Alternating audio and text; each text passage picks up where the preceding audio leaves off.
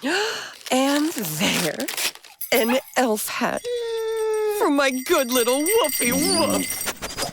This is the sound of Kevin the dog, enduring another painful Christmas moment. Luckily, Kevin used Wish and found himself a pet translator. I don't like this. Download Discovery with Wish. An elf hat for my good little Woofy Woof. Luckily, Kevin used Wish and found himself a pet translator. I don't like this. Download Discovery with Wish. HudsonRiverRadio.com, your local Rockland County station. Ski Barn, live life outside. It's that time of year again. The best time to get in for your ski and snowboard seasonal rentals. Make this winter memorable for your whole family with outdoor fun on the slopes. Head to Ski Barn for your seasonal rental gear. Choose from a full line of name brand skier and snowboarding equipment. Get in early to beat the rush and get the best selection. Save time and pre-register online for your rentals at skibarn.com. Our family at Ski Barn has been gearing up generations of junior skiers and snowboarders for over 50 years. Ski Barn in Paramus, Wayne, Lawrenceville, and Shrewsbury. Ski Barn, the goods, the people, the passion. This is HudsonRiverRadio.com.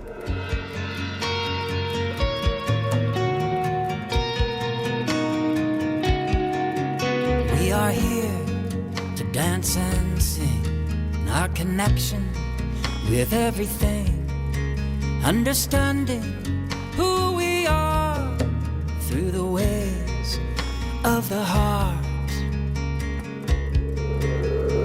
Let's choose love, inner peace, living one in harmony with the knowledge at our core.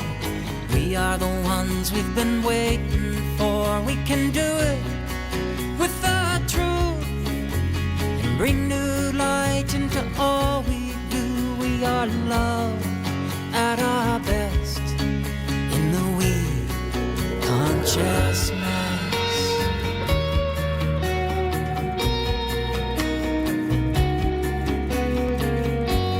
And now, ladies and gentlemen, it's time for Angel Quest with Karen Noe on HudsonRiverRadio.com. Hello, everyone. Welcome to the Angel Quest Show. I'm Karen Noe, author of Your Life After This Quest, Group Guide with Another, True Consciousness, and the Angel Quest World today. My guest today is Garnet Schulhauser. Garnet is a lawyer who practiced corporate law for over 30 years with blue chip law firms in Calgary until he retired in 2008. Since then, he has published 5 books in the spiritual, metaphysical genre: Dancing on a Stamp, Dancing Forever with Spirit, Dance of Heavenly Bliss, Dance of Eternal Rapture, and his latest, Dancing with Angels in Heaven. These books recount his dialogue and astral travels with his spirit guide, Albert, as he reveals the truth about our existence as eternal souls, the cycle of reincarnation on Earth, the splendor of the afterlife that awaits us all, and the diversity of life in the universe. He's been on the Angel Quest show a number of times, so I know it's going to be a great show. Welcome, Garnet. Thanks for being on the show with us today. Hi, Karen. Thank you for having me again. It's always a delight to be on your show, and I'm looking forward to the next hour or so. Me too. And you're in Canada. I'm in the United States, so there's a big time difference. So thank you for joining us at this time. And I hear you're busy. What have you been up to in the last few months? Well, I was in early August. I was in Rhinebeck, New York, at the Omega Center, as you were, when I did a workshop there for that one weekend. Then after that, in mid-September, I went off to Manchester to shoot a series of 20 episodes of about 30 minutes each, video shots that they're going to end up packaging and selling to some radio station or some YouTube channel or whatever. So that'll be out. I'm not sure when, but it was busy for sure. Well, it sounds amazing. Can't wait to see that. So let's just get right to it. In your latest book, Dancing with Angels in Heaven, you recount your most recent astral travels with your spirit guide, Albert. But before we get into that, how did you first meet Albert? Well, it was back in the days when I was still practicing law care in Calgary, and I was walking down the street one sunny afternoon, and a homeless man just jumped out in front of me, stopped me dead in my tracks. And he looked like a typical homeless man with stringy hair and scraggly beard and dirty, slept-in clothes. So he really played. He looked absolutely like a homeless man. But I didn't go around him because he had these amazing, sparkling, dazzling blue eyes. It was sort of sending me a wave of pure, unconditional love. It just infused my whole body with an amazing sense of peace and security and well-being. It was the most amazing feeling I've ever had. So I stood there like a deer caught in the headlights, and then he broke the spell by saying to me, "Why are you here?" And then he's disappeared into a nearby store. And when I finally collected my wits, I went into the store to find him. I had to find out who was he and why did he stop me? And, he was just a very different kind of man. But he wasn't anywhere in the store. I walked back in the street, walked up and down for several blocks trying to find him, but he had disappeared into thin air. So that night I resolved I was going to go back the next day to try to find him. So I did. Same street, same time of day. I walked up and down for several blocks, about to lose hope when I spotted him sitting all alone on a bench. So I went up to him and I said, "Who are you and why did you stop me the other day?" He said, "I'm a soul just like you. I'm here to help you on your journey and answer your questions." Then my skeptical lawyer brain kicked in. And I said to him, how do you think you could help me when you can't even help yourself? Because you've been sleeping on the street for weeks and you smell like a dead fish. Well, he just cracked a big smile and he said, "Looks can be deceiving because you look like you're a successful corporate lawyer with everything under control, but we both know that's just a facade." He said, "If you want to turn around and go back to your office and see if you can find the answers to all the questions you've been asking yourself all over these years, the big questions of life, like who am I? Why am I here? What happens to me when I die? See if you can find those answers in all those emails from your clients waiting for you on your computer." Well, of course, I knew that wasn't going to happen. So my intuition was telling me I have to sit down and talk to this man. So I did. Sat down beside him. We began a dialogue. He told me his name was Albert. He was actually one of my spirit guides. And he told me that he had come to answer my questions that he had said before. And so we began a dialogue that went off and on for several months. He manifested as the homeless man for the first 3 times that I saw him. And after that, he was just a voice in my head as we communicated by telepathy. And when I asked him, and he actually told me later that I was the only one who could see him as the homeless man. So had somebody been walking by the bench that day, they would have seen me sitting by myself, talking to myself, because they couldn't see Albert. So, but I could see him, I could touch him. He felt real flesh and bones. So he came just to manifest himself for me. And when I asked him, "Why did you show up as the homeless man?" he said that if I had just started talking to you by telepathy as a voice in your head, sort of out of the blue, you probably would have thought you're losing your mind.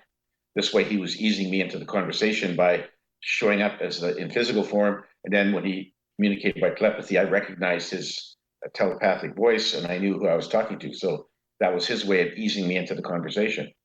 So the dialogue that we had resulted in my first book, Dancing on a Stamp.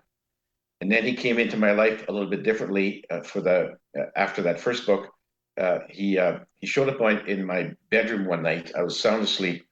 I woke up to see this ghost-like ethereal figure standing in the doorway of my bedroom. I was like, "What's going on here?" But when he moved closer to my bed, I could see it was Albert, the homeless man, my spirit guide, but now he was in astral form. So I said to him, "Well, hi, Albert, what brings you here now?" He said, "I'm going to take you on a series of astral trips, out-of-body adventures to the spirit side, other places in the universe, other places on your planet, so you can write about what you see and hear, on your trips." And he said, "By the way, you're not finished with one book. You're going to write 3 or 4 more," which really threw me back. I had no idea. He had to spend a lot of time persuading me to write the first book because I wasn't interested in writing books. So in any event, so the last 4 books deal with my various astral trips with Albert, and he was basically my tour guide. He had an agenda which he didn't disclose to me, and he would never tell me when he was showing up. He would just show up suddenly, so I never knew what to expect, and he'd never tell me where we're going until we were there. So he was a bit tricky, wanting to surprise me. But I had some great adventures with him. Met some great people, saw some different planets, different civilizations, and I put them all. Well, not all of them. Some of them are in my books. There's still some that haven't been written upon, but that's how I met Albert. Dialogue and then astral trips. That's fascinating. And the way you're receiving messages for our listeners, you hear him telepathically. That's very similar to how I receive messages from deceased loved ones and the angels. So this is the way they speak to us. We're expecting to see an apparition of them or to hear a voice, an audible voice, but they're spirit, right? So he wanted you to see what he looked like first, which made you believe the lawyer part of you that enabled you to believe this. So this is beautiful. That's exactly fascinating. right. So in your latest book, you describe an orientation class on the spirit side for souls who are contemplating an incarnation on Earth. Can you tell us what transpired at that class? Sure. This was an orientation class put on by my spirit guide Albert and by Sophia, who's the chair of the Council of Wise Ones. Council of Wise Ones is this council of very wise souls whose job it is to oversee all the incarnations on planet Earth. And what they do is they sort of advise people who are planning to incarnate. They advise them on their life plans as to whether the life plans are appropriate or too difficult, too easy, whatever. Anyway, so Sophia was there giving this orientation class with Albert. It was in this big amphitheater on the spirit side. And all those souls there were souls who had never incarnated on planet Earth before. So it was like orientation to anything, to a new job or whatever. They were trying to demonstrate to them what they might encounter. And Sophia, there's always humor on the spirit side. Sophia demonstrated that because the very first thing she said was, "So you guys are thinking about incarnating on planet Earth?" She said, "My first piece of advice is run like hell and get out of here before it's too late." Because, and she was joking, of course, but planet Earth is a very tough school. So she just wanted to make sure they realized that it wasn't an easy joyride that they were trying to contemplate. So these souls, some of them had incarnated on other planets in the denser planes. Some had never incarnated anywhere before. And so the class sort of went over all the basics about souls and how the universe was created and cycle of reincarnation and so on. So it was really quite fascinating. They let me sit in on this so I could watch what was going on.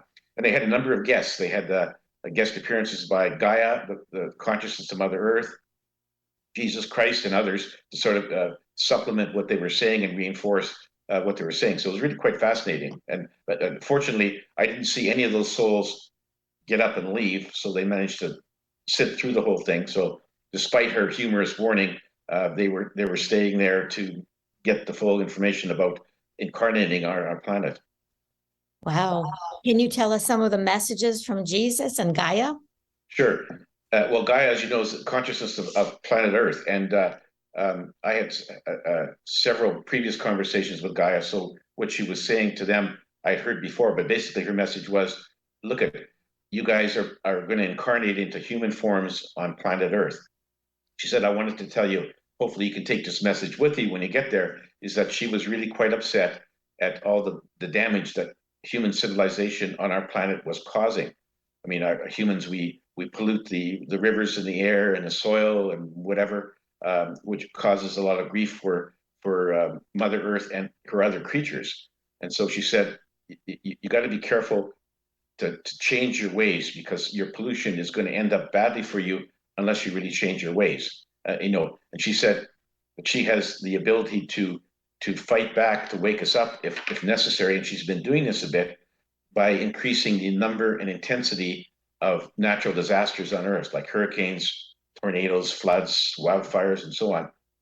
Her goal is not to harm all the humans that she can. If she wanted to, she could wipe us all off, but she doesn't want to do that. She loves us as much as she loves her other creatures on the planet. She loves everyone equally.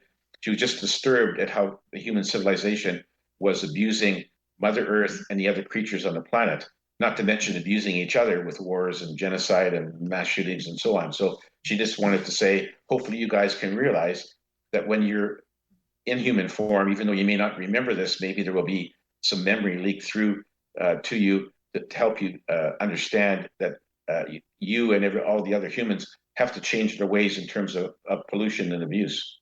And so that was her stark message. Hopefully that will sink through to the people coming in. There's a lot of people on our planet, as you know, who aren't aware of the problems, but I certainly know that you are, Karen. And it's just a matter of all of us trying to get the message out to our fellow humans that we need to stop abusing our dear Mother Earth. So in other words, the people coming in now, the new souls, they're going to spread this message, I guess, of saving the planet. That's the hope. The problem is that once a soul's incarnated into a human, they don't remember where they came from. And so whether some of this message leaks through or not, we don't know, but that's the hope, is that these people will come in and immediately realize, okay, we have to do what we must to curb the pollution that's harming our dear planet. And hopefully some of that will get through.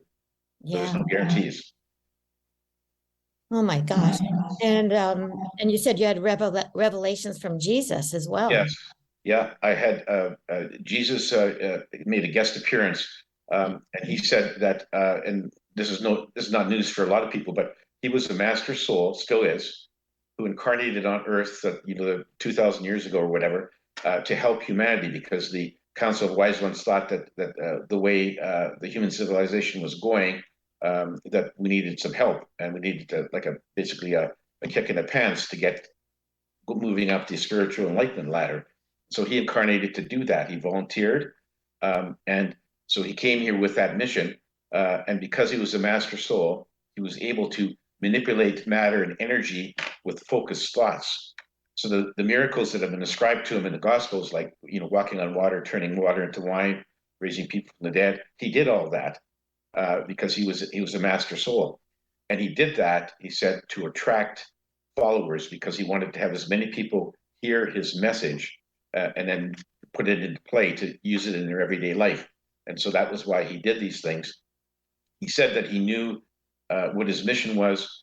He knew that he was going to end up being crucified. He could have stopped that, but he thought that being crucified would be a very dramatic message for his followers, like not only living there with him, but in the future. And so that's why he allowed himself to do that. And then he rose, as we all know, from the dead 3 days later. And this was all to sort of attract attention. So that was his mission.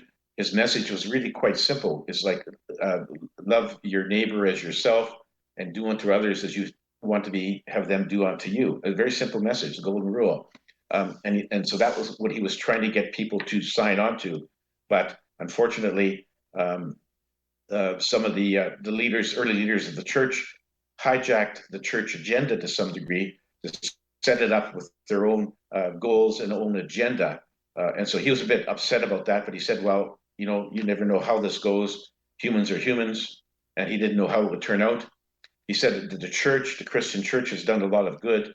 They've also done a lot of bad things. And not just because they're humans, people, holy men in charge, and they have their own agenda. And so he was a bit upset about that. He also confirmed, which isn't a surprise to a lot of people, that he wasn't celibate. He was actually married. He was married to Mary Magdalene. They had 3 children. And when I said, when I talked to him before, I wanted to know why is this not in the scriptures? And he said, well, the early holy men decided that they wanted to call him the Son of God. And in their distorted view of humanity, they thought that someone who engaged in sexual activities, even if you were married, was demeaning, and that somebody who engaged in sexual activities could not be truly holy.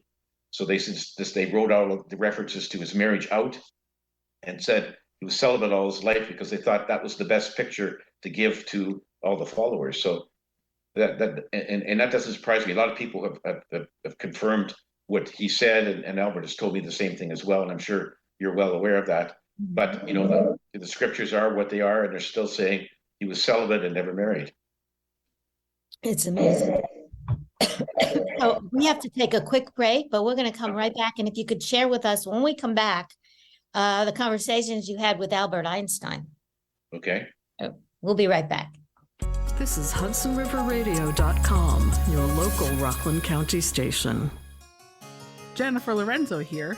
Did you know you can now subscribe to all of Hudson River Radio's podcasts, including Let's Talk History? You can hear our podcasts anytime and anywhere. You can also sponsor one of our shows to get your message heard locally and around the world. Just shoot an email to info@hudsonriverradio.com and we'll get you started. That's info@hudsonriverradio.com. Subscribe to Let's Talk History on Apple Podcasts, Spotify, iHeart, or wherever you get your podcasts. You don't need to own a scissor lift to make this happen. You don't need to own a generator to make this happen. Because the Cat Rental Store Finning Canada makes it happen for you. Renting for your projects any time of year is easy with our extensive range of Cat and non-Cat equipment, name brand power tools, and power solutions. Plus, sign up for our loyalty program and collect rewards with each rental. Wherever you are, rentals are too. New, used, rental, parts, and service. We've got you covered. Go online to finning.com/partner. Addiction tears families apart and turns people we love into strangers. When our daughter began disappearing before our eyes, we were as lost as she was. But Westminster House gave us hope. Their recovery program focuses on the solution to her addiction. They healed our family and helped our daughter find happiness without the use of drugs. Your healing journey begins at Westminster House.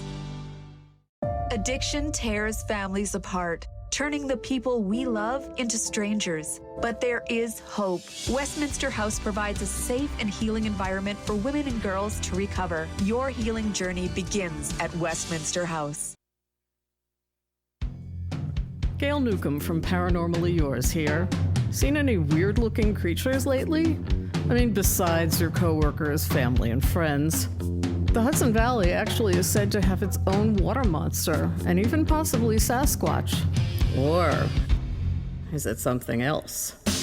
Join me, Gail Newcomb, for Paranormally Yours. We'll be exploring the unexplained and the mysterious from all around the Hudson Valley.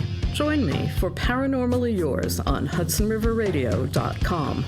Subscribe to Paranormally Yours on Apple Podcasts, Spotify, iHeart, or wherever you get your podcasts. HudsonRiverRadio.com.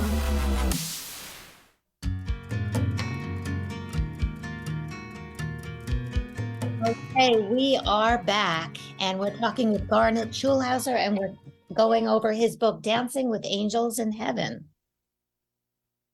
And I wanted to ask Garnet, your conversations, if you could relay some of the conversations you had with Albert Einstein.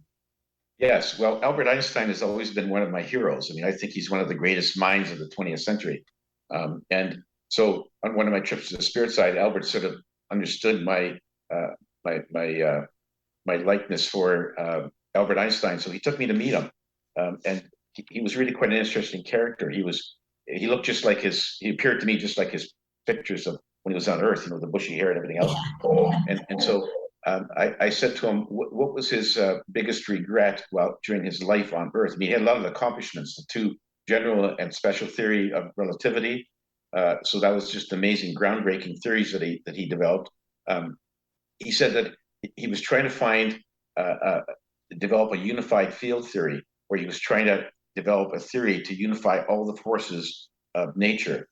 And those are electromagnetism, gravity, weak nuclear, and strong nuclear powers. I don't know anything about those last two, but everyone knows about electromagnetism and gravity. We deal with it all the time. So he was trying to find a theory to unify all of these forces, never did.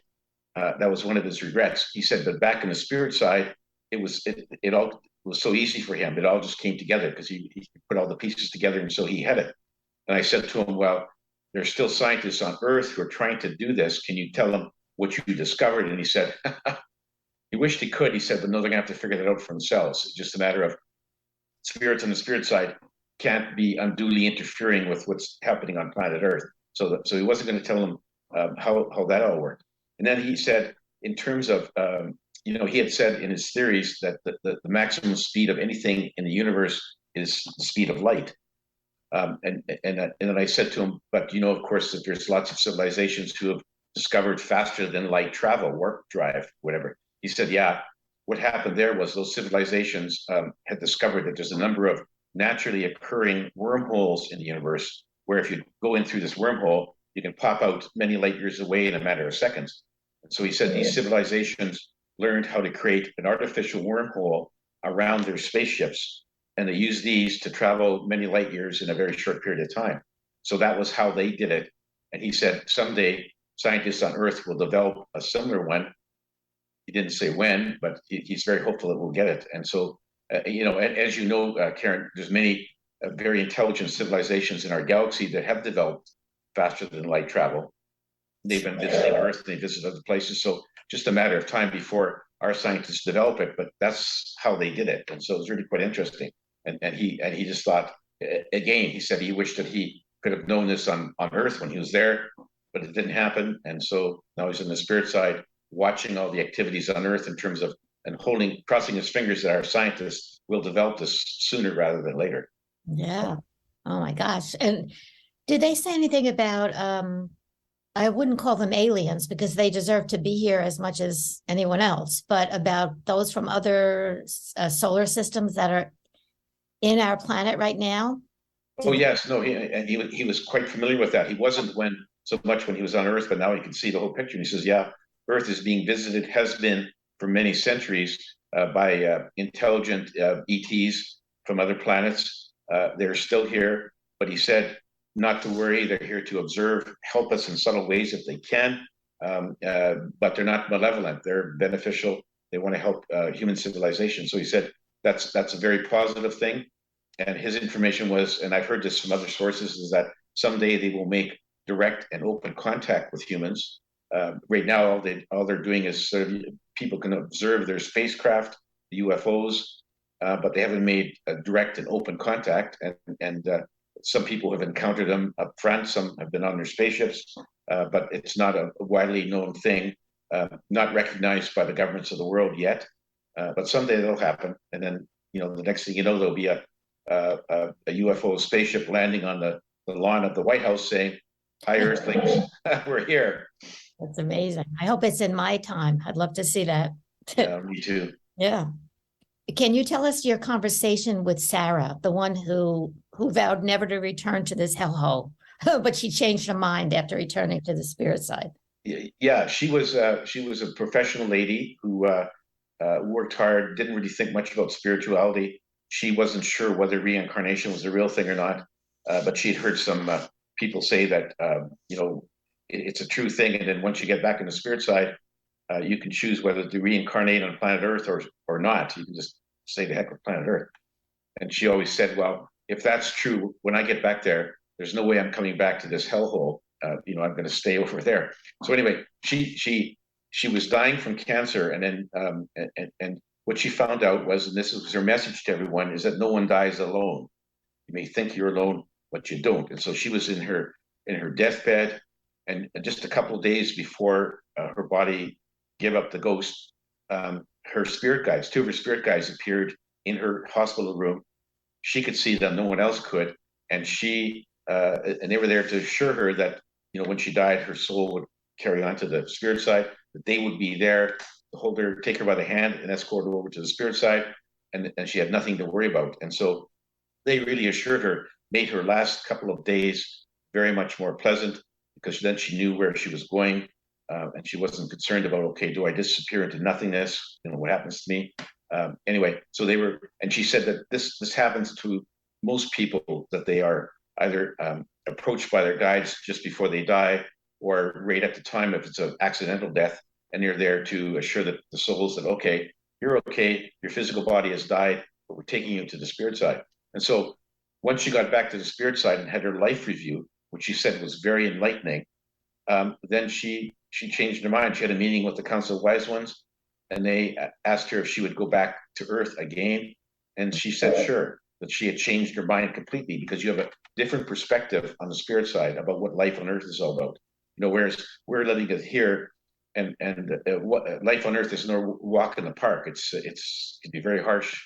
I mean, you and I seem to be doing okay. A lot of people have a lot worse conditions, so it's easy to understand why she said, I'm never coming back. But when you get back there, then it just looks like a brief adventure on the denser planes, and souls will quite often change their minds about not coming back. Right. Yeah, you see the bigger perspective, right? You just see the purpose of it all, I guess. Yes, you do. Yeah, you have a much different perspective when you're on the spirit side. Yeah. Right. Okay, we're going to go on to something what our listeners may call, if this isn't airy fairy, and everything that I do is airy fairy, this is even more so, but describe your encounter with an intelligent reptilian on a distant planet whose race derived all their nourishment from the sun, from their sun. Yes. Yeah. This was one of my trips to another planet that's many light years away. The planet was inhabited by very intelligent reptilians. And we landed sort of beside a lake, and I was with Albert, and then all of a sudden this reptilian comes walking out of the lake towards us. Looked much like an alligator. And so I was a bit concerned. I mean, even though as an astral form, you kind of like, you sort of step back to think, what is this creature going to do? But we communicated by telepathy. And this creature's name, Sobek, she actually had a previous incarnation on Earth as a human with Albert. So her and Albert had a connection. So they had a connection. So they communicated off and on. That's why he took me there, I think, because this was his old wife and girlfriend from Earth. And so she's very intelligent. They were very peace-loving creatures. They didn't kill other animals. They didn't need to eat meat or even vegetation, because their scientists had developed a system of getting all the nutrients they needed for their bodies from their sun. And so they developed a system by shining the sunlight through a special kind of crystal, and they would go into these nutrition chambers once a day, and they would absorb all the nutrients they needed from the energy as modified by this crystal that came from their sun. And so they didn't need to eat anything solid. They got along very well. And so because of that, they had a very peace-loving society. They didn't abuse their planet, didn't abuse the other creatures or each other. And so just an example of how some civilizations have developed different ways to develop, to be civilized in a way where they don't have to abuse other creatures or even eat plant life. And so this was a very amazing system. Again, I asked her, can you tell me or tell the scientists on our planet how they can do that for us? And she said, no, they're not allowed to provide that kind of information to what they would refer to us as an inferior civilization.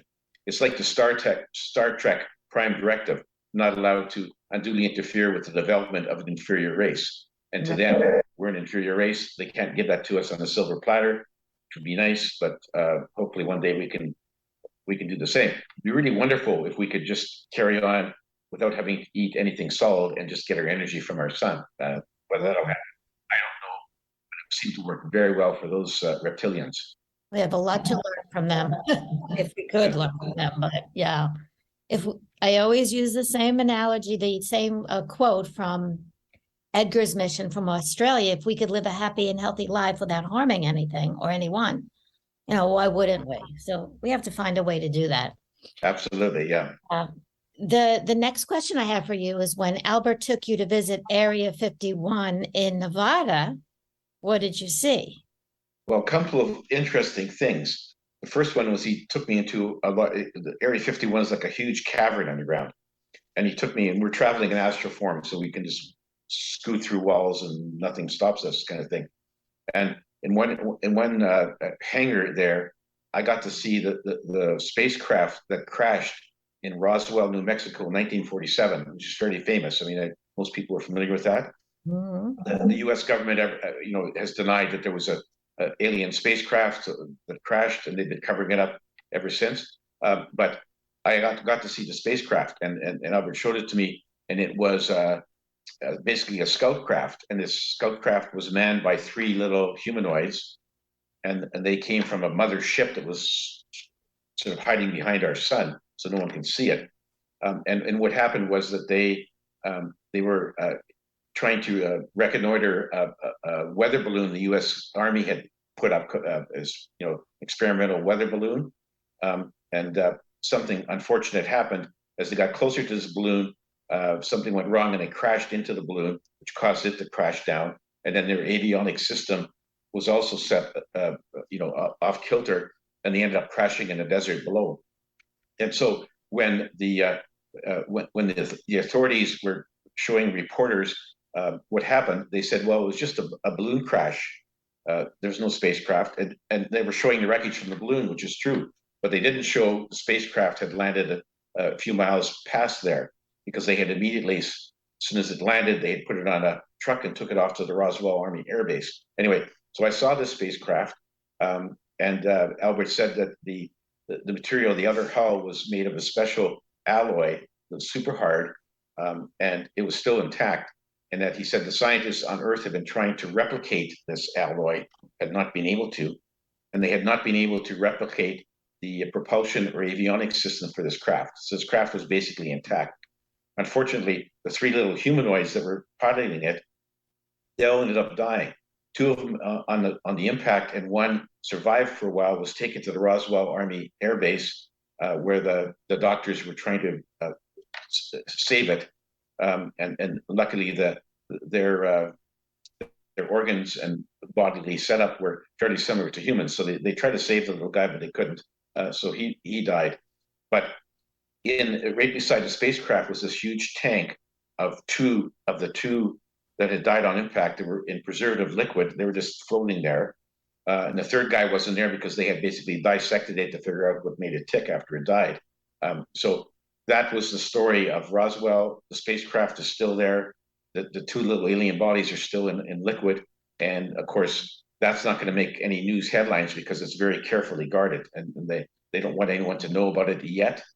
Maybe when the ETs make direct contact, they'll show us what happened. But right now, it's a very top secret kind of thing. The other thing I noticed was that there was another experiment, which Albert showed me in Area 51, where there were people in little viewing rooms where they had a bunch of sort of wires and whatever on their head. I said, what's going on here? And he said, well, this is another experiment.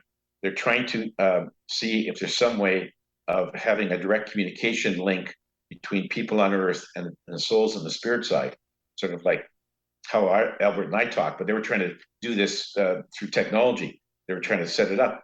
And I said, to what end? And he said, well, what they're hoping to do is to have some trained soldiers basically become euthanized, go to the spirit side, and then they would connect with these people on the spirit side and get them to tell the people back on Earth the military secrets of Russia, China, and the other people. Oh my God!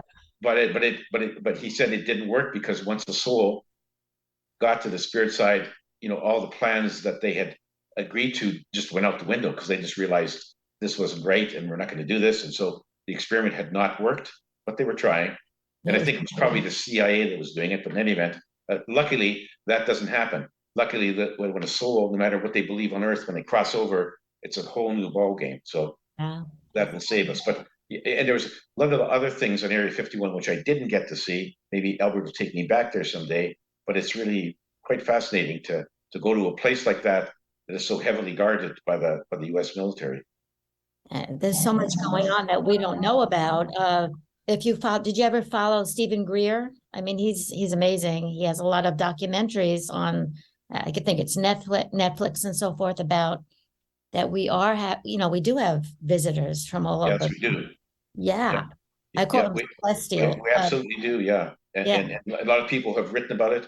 He's just one of them. There's lots of people who talk about it all the time, but there's still a group of people on Earth who are skeptical, who say, no, that can't happen. How could they even say that? If you look up, we're a tiny speck in all of creation, all of the universe, and we're the only life. That's silly. Life as we know it may be, but that would be silly to think that, Well, that's just the human arrogance over the centuries, where humans thought they're the most important people, not only on our planet, but in the whole universe. Way back when they thought that the Earth was the center of the universe. Right. That's dispelled. But that's the same attitude, is that, well, there can't be any other life where it only exists on Earth and we're the most important aspect of that life. It's just arrogance. But you're right.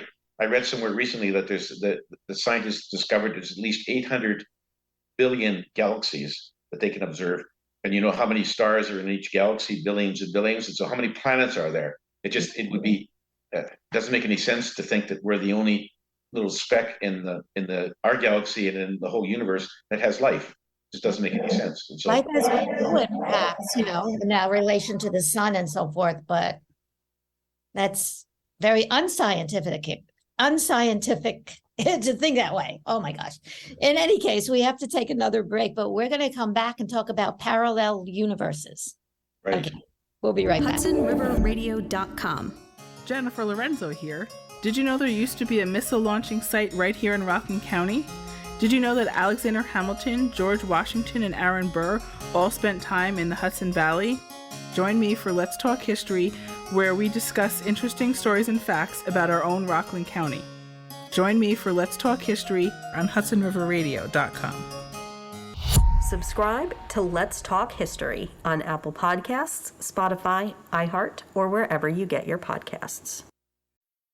When the afternoon rolls around, today's doers can't stop doing. They answer emails as they eat lunch, run from meeting to meeting, and do work from their wearables. And now there's an afternoon pick-me-up just for them. New Coca-Cola with coffee. A great Coke taste infused with Brazilian coffee. That's right, even their drink is multitasking. So whatever your afternoon brings, be it running a department or just running after your kids, Coke with coffee is perfect for you.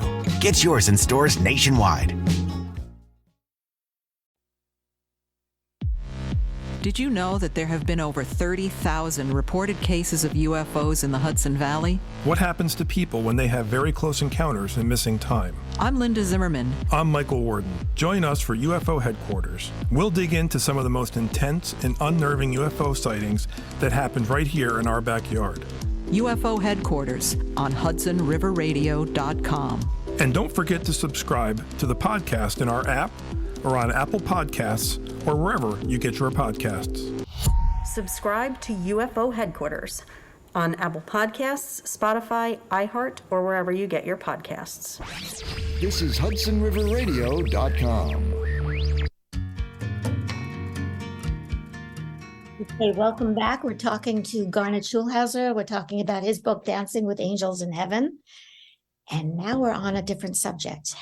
Garnet, can you tell us about parallel universes? Right. Well, there are numerous parallel universes in our cosmos, like too many to count, according to Albert. And there's many of them that have Earth in them, planet Earth, but it's not always the same. So how this all started was that when the first universe was formed by the source, who was then just a singularity of energy, decided to expand and create the first universe, which is the Big Bang theory. And so, but the source, according to Albert, programmed this universe to split into two at random intervals, at random times, so nobody knows when it's going to split. So the first universe split into two universes. Then those two universes again subdivided and into two more. And so that's been going on for a long time.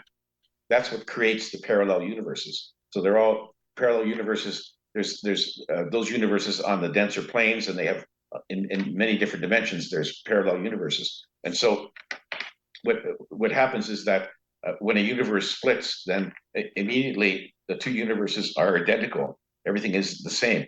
But over time, due to the interaction of energy and matter, they start to change. They change because of cosmic events, or they change because of the inhabitants of their planets start doing different things. And so he said, for example, in some universes, parallel universes, Earth doesn't exist because of a quirk in the formation of our solar system. In others, it's very much different. Like in one universe, he said, the asteroid that hit the Yucatan Peninsula 65 million years ago, destroying most of the dinosaurs, he said in that universe, the asteroid missed our planet by a whisker, and the dinosaurs are still the dominant species on that Earth, which is really quite interesting. So the parallel universes, there's many of them, and what's fascinating is that he actually took me to visit two of them, and one of them is detailed in my fifth book, Dancing with Angels in Heaven. But earlier he took me to the first parallel universe I went to, and what happened was he took me to Lower Manhattan, New York City. We dropped down, and I could see the World Trade Towers were still standing. And I said to him, well, what year is this? Is it the same year as ours? He said, yes. And I said, well, why are those towers still standing? He said, because in that Earth, there were no Islamic terrorists. And that's because Islam did not exist as a religion in that Earth due to a quirk in the history of that planet where Muhammad died at an early age from a freak accident. So he never developed his religion. And so Islam did not exist. The Crusades never happened. And the World Trade Towers were still standing. So that was just a little quirk. One man died way back then, and it really changed everything. The Middle East was much more peaceful, where there were people, the inhabitants of the Middle East and that earth were basically Christian or Jewish. So Islam did not exist. So a lot of different things flowed out of that one event. Then he took me up island in Manhattan to Harlem. And we dropped down there and I could see, he said, do you notice anything different here? And there were people, cars driving by and people walking by, very few black people. And I said, how did this happen? This is Harlem. And he said, well, another quirk in the history of that planet was that way back when, early on in the 14th or 15th century, England banned slavery. And then the other European nations also banned slavery. So there was never any slave trade from Africa to America. And so because of that, there was no Emancipation Declaration because there were no slaves. There was no Civil War. And the number of black people in America was like 1% as opposed to 13%. And so, and there was no civil rights movement because there was no discrimination against blacks or anyone else. And so it was kind of certainly a different kind of world. I'm not making any value judgments as to whether that Earth is better than our Earth. It's just different. You know, people can make up their own minds.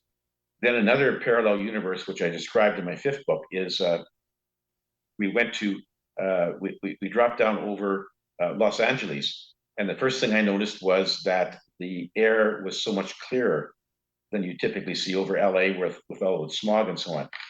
And so I said to Albert, well, how did this happen? He said, well, in this Earth, they experienced the COVID pandemic much earlier than we did. So they had the same thing with the lockdowns and everything else. The people there noticed that because of all the lockdowns, the fewer people were driving, flying, or hauling freight around, a lot less air pollution. And so they decided after the lockdown was over that they had to find a way to curtail the burning of fossil fuels. So their scientists got together, and the scientists at CERN in Switzerland, they worked hard at it. Eventually, they were able to teleport a molecule of water from one place to another. And then from there, they went to more advanced forms. Eventually, they found they could actually teleport living creatures from one spot to another with no deterioration or no change in their molecular structure. So basically, they discovered teleportation like in Star Trek. So what he said was that because of that, they had developed teleportation stations. There was like one every 2 or 3 blocks.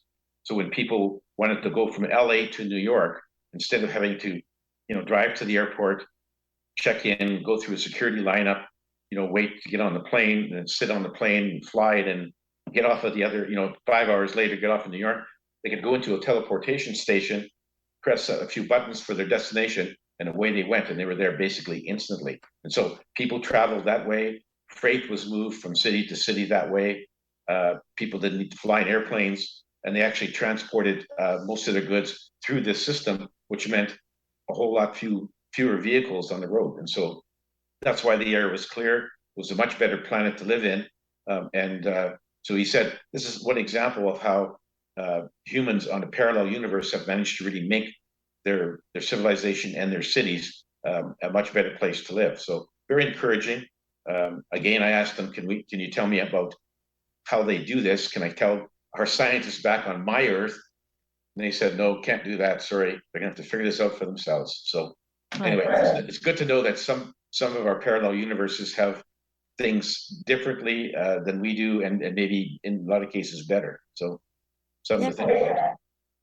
I wish that there were more different color, nationalities and so forth in one of those parallel universes instead of less, Black people in the United States. But yeah, they still had all kinds of different nationalities. Just it wasn't as many of the Black people because they hadn't been transported from Africa to America as slaves. So I get. Yeah. And also the fact that they had all this information on the other side and so forth in parallel universes. You and I receive messages telepathically. Can they speak to us telepathically, as you were saying before, to scientists? But scientists usually don't listen to their intuition and to the thoughts that pop in their head. They may, I don't know. But are they speaking to us telepathically? Yes. Let us know.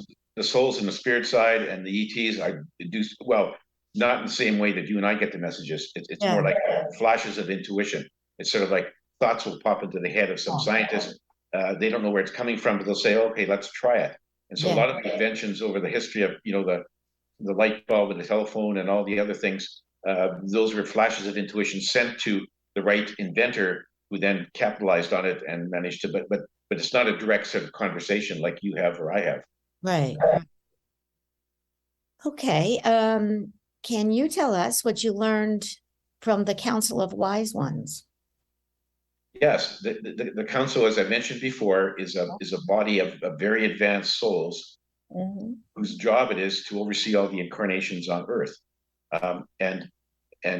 What they do is when a soul is going to incarnate on Earth, a soul will prepare a life plan, as you know, setting out the sort of the significant aspects of their future life on Earth, and setting out some of the milestones or challenges or lessons they want to learn, so they can grow and evolve, acquire wisdom.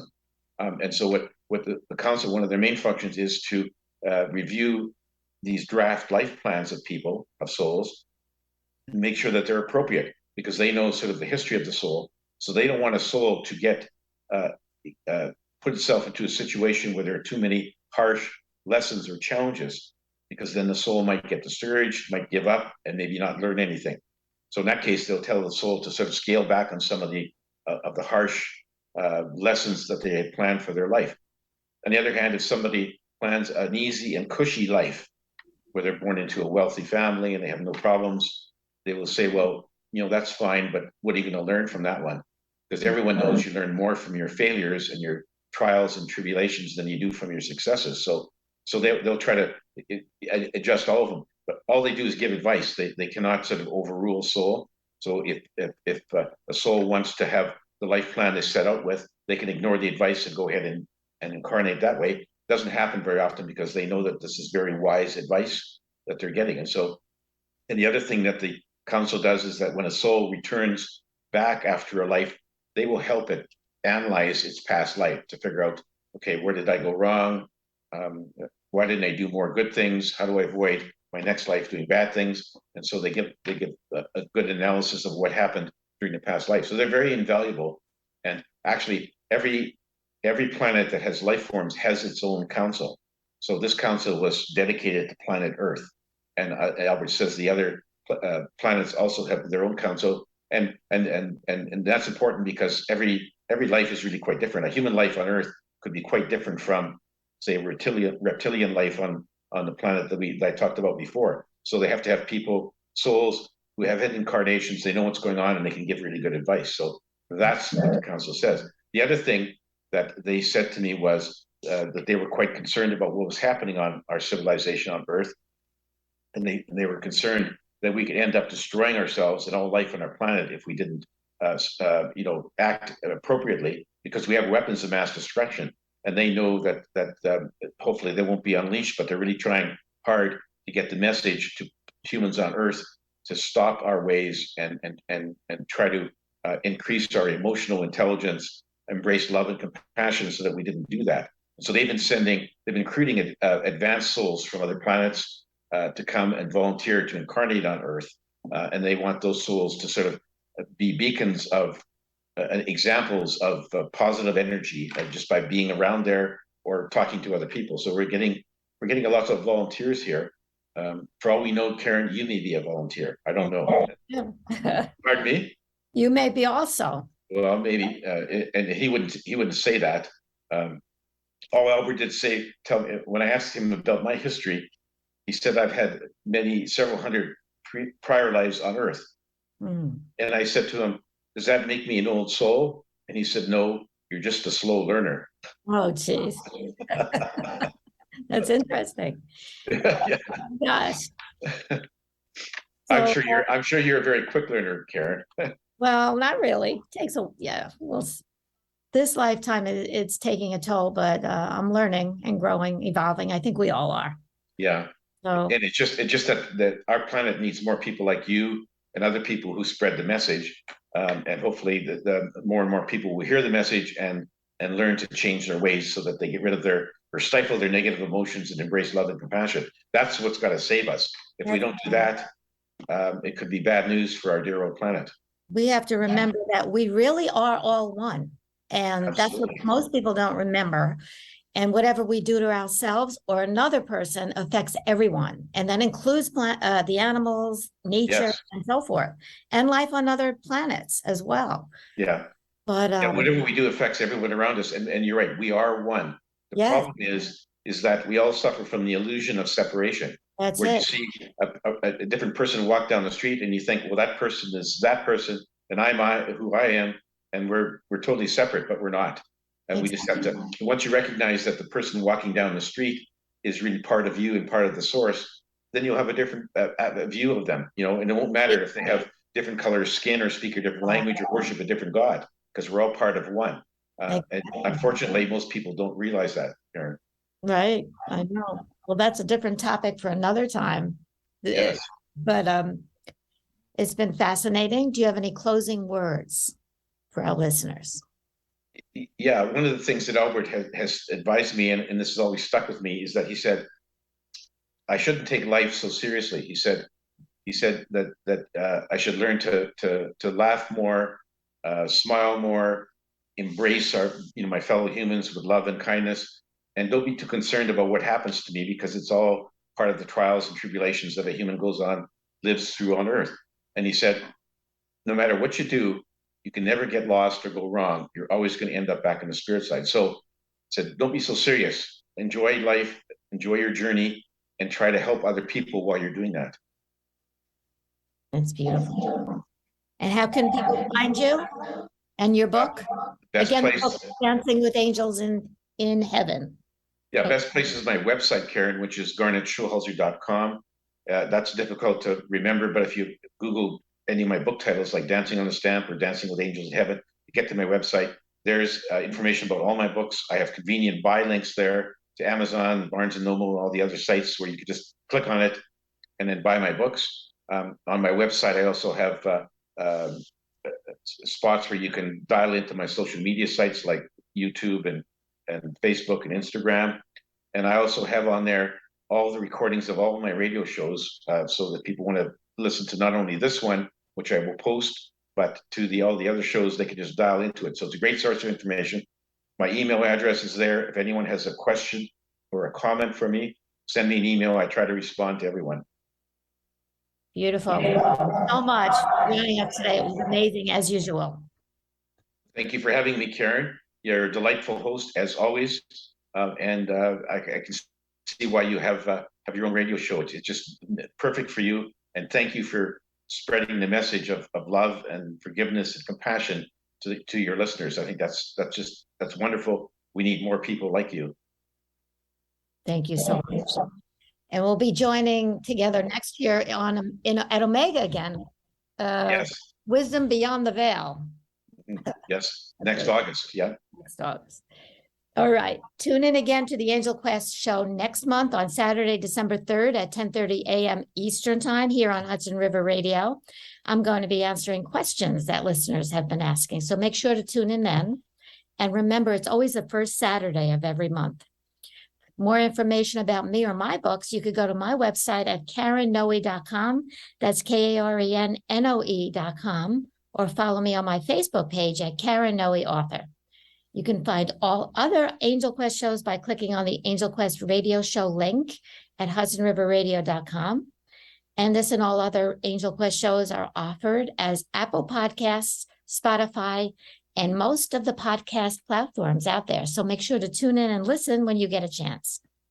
Have an amazing weekend, and always remember to focus on the love and comfort around you. Stay warm, be safe, and be well. Angel blessings to all. Bye-bye.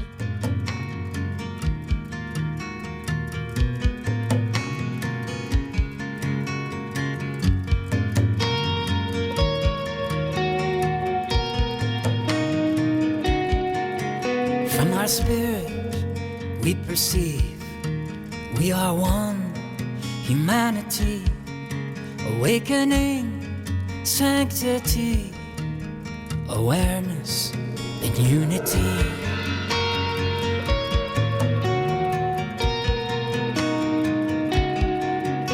We are are here to dance and sing. And our connection with everything, understanding who we are through the ways of the heart. Let's choose love, inner peace, living one in harmony with the knowledge. At our core, we are the ones we've been waiting for. We can do it with the truth and bring new light into all we do. We are love at our best in the we consciousness.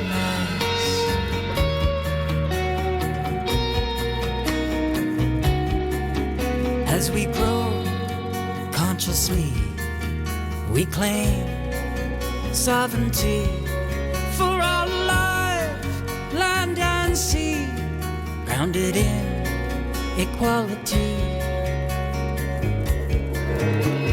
Let's choose love, inner peace, living one in harmony with the knowledge. At our core, we are the ones we've been waiting for. We can do it with the truth, bring new light into all we do. We are love at our best in the we consciousness. There's a joy like no other within us all we can discover, looking out for one another, heart to heart, sisters and brothers.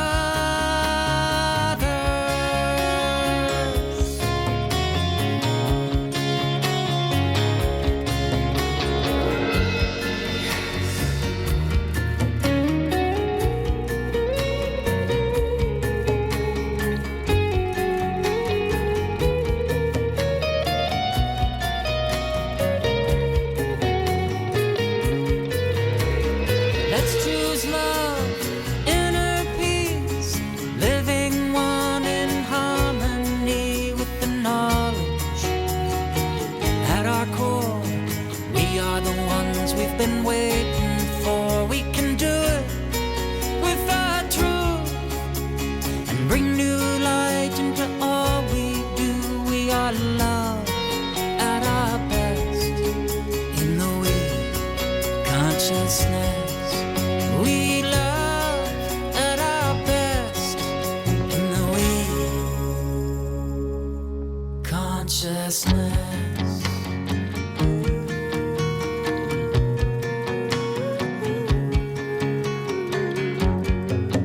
Enter into the we consciousness.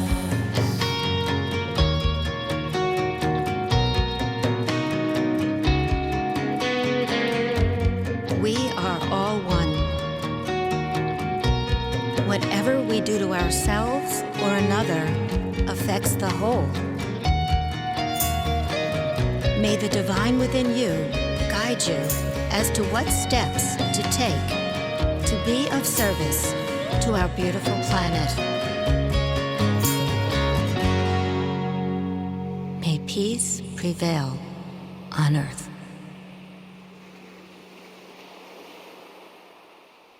HudsonRiverRadio.com, your local Rockland County station. Ski Barn, live life outside. It's that time of year again, the best time to get in for your ski and snowboard seasonal rentals. Make this winter memorable for your whole family with outdoor fun on the slopes. Head to Ski Barn for your seasonal rental gear. Choose from a full line of name brand skier and snowboarding equipment. Get in early to beat the rush and get the best selection. Save time and pre-register online for your rentals at skibarn.com. Our family at Ski Barn has been gearing up generations of junior skiers and snowboarders for over 50 years. Ski Barn in Paramus, Wayne, Lawrenceville, and Shrewsbury. Ski Barn, the goods, the people, the passion.